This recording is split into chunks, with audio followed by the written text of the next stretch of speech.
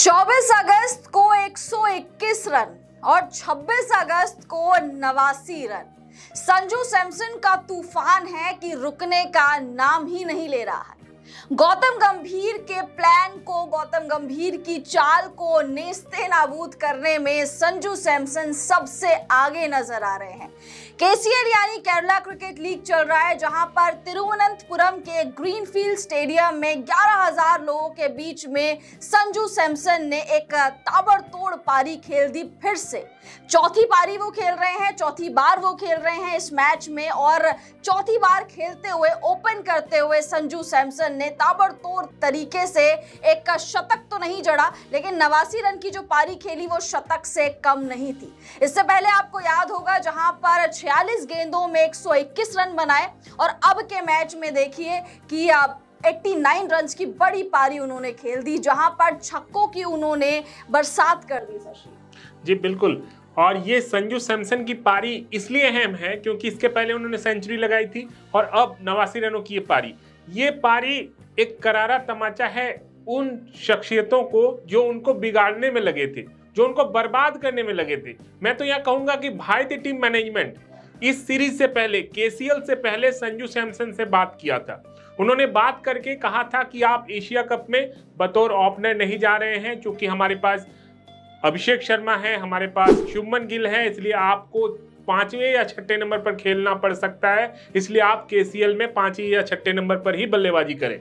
संजू सैमसन ने देखा कि टीम की जरूरत है, तो मान लिया उन्होंने पहले 2 मैच में उन्होंने 5वें 6ठे नंबर पर बल्लेबाजी करने उतरे। हम सभी हतप्रभ थे कि संजू सैमसन, जिनको हम लोग बतौर ओपनर खेलते हुए देखें, वो 5वें 6ठे नंबर पर क्यों बल्लेबाजी करने उतर रहे हैं। फिर बाद में पता चला कि टीम की ओर से जो है कोच गौतम गंभीर, टीम मैनेजमेंट की ओर से बता दिया गया है कि आप 5वें 6ठे नंबर पर ही उतरिए। और देखिए 5वें 6ठे नंबर पर उतर रहे थे तब उन्होंने क्या किया था, एक पारी में काफी कम स्कोर बनाए, फिर अगली पारी में उन्होंने 13 रन बनाए, लेकिन 21 गेंदों पर। T20 की पारी में 21 गेंदों पर 13 रन, मतलब आप समझ सकते हैं कि संजू सैमसन किस स्तर पर स्ट्रगल कर रहे थे 5वें या 6ठे नंबर पर।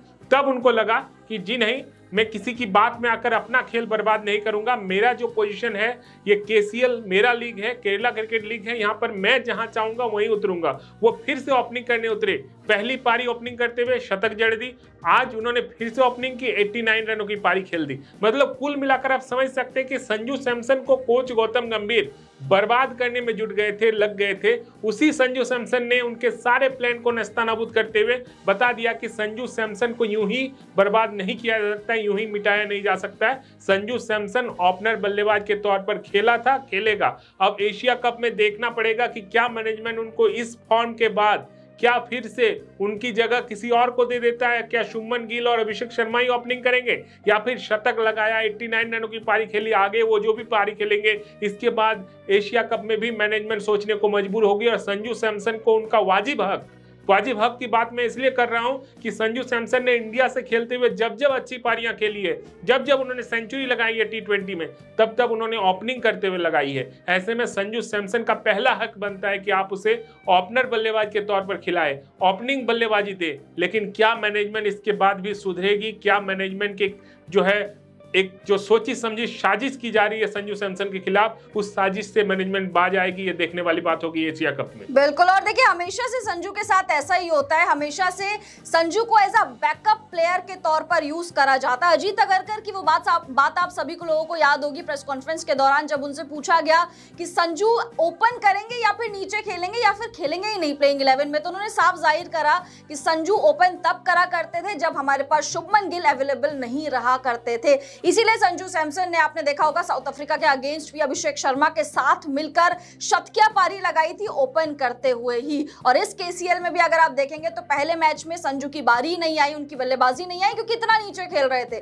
दूसरे मैच में 6ठी पोजीशन पे खेला और इतनी धीरे उन्होंने 13 रन की पारी खेली T20 में। उसके बाद तीसरे मैच में शतक जड़ दिया, चौथे मैच में 89 रन की बेहतरीन पारी खेली और गौतम गंभीर और सूर्यकुमार यादव के मुंह पे तमाचा भी मार दिया है। और जैसे कि शशि ने बताया, अब मुसीबतें बढ़ जाएंगी। गौतम गंभीर भी कैसे ही बाहर बैठा देंगे संजू सैमसन को, जो केसीएल में ओपन करते हुए इतना बेहतरीन प्रदर्शन करते हुए आ रहे हैं। शुभमन गिल को भी कैसे ही बाहर बैठाएंगे क्योंकि वाइस कैप्टन है, यानी किसकी बलि चढ़ाएंगे संजू को मौका देने के लिए? देखिए, मैं तो यहाँ कहूंगा कि जिनका जो काम है वही करना चाहिए। संजू सैमसन बतौर ओपनर अच्छा कर रहे हैं तो उनको ओपनिंग ही करवाना चाहिए। 5वें 6ठे नंबर पर भेजकर आप उनको बर्बाद ही करोगे, क्योंकि हमने देख लिया कि 5वें 6ठे नंबर पर जब वो बल्लेबाजी करने के लिए उतर रहे हैं तो कैसा कर रहे हैं। यानी कि आप शेर को घास दोगे और घोड़े को जो है मांस दोगे तो दोनों मर जाएगा।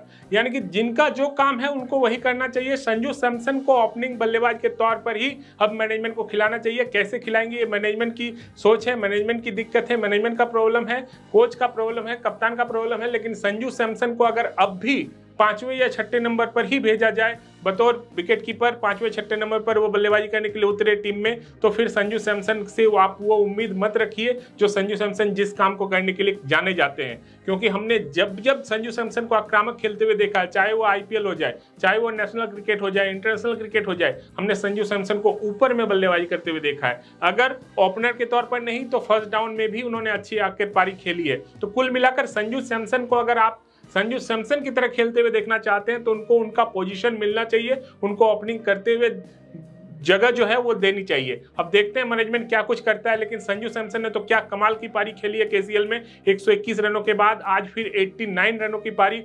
इस पारी में ज्यादा छक्के उन्होंने लगाए हैं, चौके कम लगाए हैं। 46 गेंदों पर 89 रन, एक शानदार पारी। एक ओपनर बल्लेबाज की तरह उन्होंने खेला है। तो संजू सैमसन को इस तरह खेलता हुआ देखकर एशिया कप से ठीक पहले निश्चित तौर पर एक भारतीय क्रिकेट फैन होने के नाते मुझे खुशी हो रही है कि संजू सैमसन इस लय में है। जब एशिया कप में वो जाएंगे, अगर उनको उनका पोजीशन मिल गया तो फिर तबाही मचाएंगे। गेंदबाजों पर शामत आने वाली है, बिल्कुल शामत आने वाली है, और मोमेंटम भी संजू के साथ है। अभी देखिए केसीएल खेलकर आएंगे और अगर एशिया कप में, जैसे शशि ने बोला, मौका मिलेगा तो फिर वहां पर भी तबाही मचाने में वो सक्षम रहेंगे। साथ साथ 2 मैचेस में आप सोचिए कि 16 उन्होंने छक्के लगा दिए। 6 हिटिंग मशीन संजू सैमसन बन गए हैं।